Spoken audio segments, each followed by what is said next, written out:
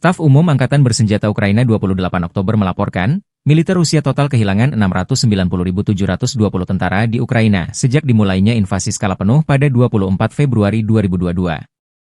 Jumlah ini termasuk 1.680 korban yang diderita pasukan Rusia hanya dalam sehari terakhir. Rusia juga kehilangan 7 tank, 51 sistem artileri, 68 pesawat tanpa awak, 40 kendaraan tempur pengangkut personel dan 14 kendaraan khusus militer dalam 24 jam terakhir.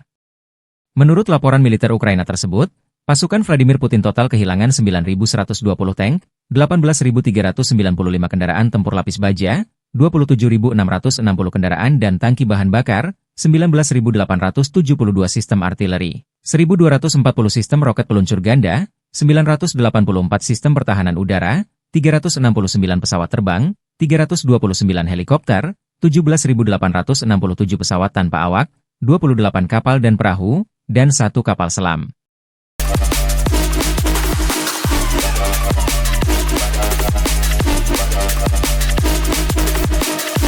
Download Tribun X sekarang, menghadirkan lokal menjadi Indonesia.